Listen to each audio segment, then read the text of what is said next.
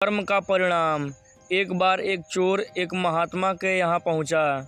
जैसे ही वह महात्मा के सामने आया, उसने प्रणाम किया और कहा, गुरुजी, मैं एक चोर हूँ। मैं अपनी चोरी की आदत छोड़ना चाहता हूँ। कृपा कर मुझे अपना आशीर्वाद दें ताकि मैं यह काम छोड़ सकूँ।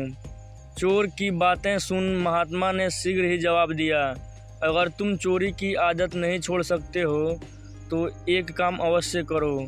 चोरी करने के तुरंत बाद अपने गुनाहों को उन लोगों के सामने स्वीकार कर लो जिनके यहाँ तुम चोरी कर रहे हो, या फिर जिनके यहाँ तुम चोरी करने के इरादे से गए हो। पहले तुम उन्हें यह बता दो। अगले दिन चोर एक घर में घुसा। जैसे ही वह वहाँ रखे आभूषणों को अपनी थैली में रखने लगा, उसे गुरुजी की कही बात याद आ गई। उसने मन में सोचा, अगर मैं चोरी करता हूँ और फिर घर के मालिक को बताता हूँ तो वे तुरंत ही मुझे पुलिस के हवाले कर देंगे। पुलिस मुझे पीटेगी और फिर जेल में डाल देगी। जब यह विचार उसके मन में आया तो उसने अपना मन बदल लिया और चोरी किए बिना ही उस घर से वापस चला आया। उसके बाद उसने चोरी करने की बहुत कोशिश की, पर सज़ा के डर से वह एक बार भी ऐसा नहीं कर पाया। वह गुरुजी के पास वापस लौटा और कहा, आपने ये कैसी सलाह दी है मुझे?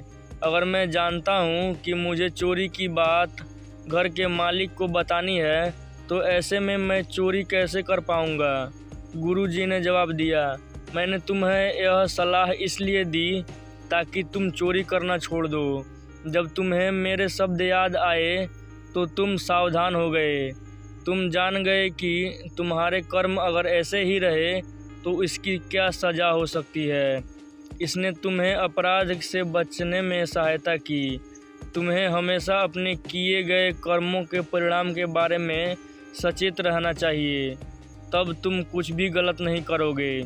ज़्यादातर लोग जागरूकता की कमी के कारण गलत कार्य करते हैं, इसलिए किसी भी कार्य को करने से पहले हमें उसके परिणाम के बारे में अवश्य सोचना चाहिए।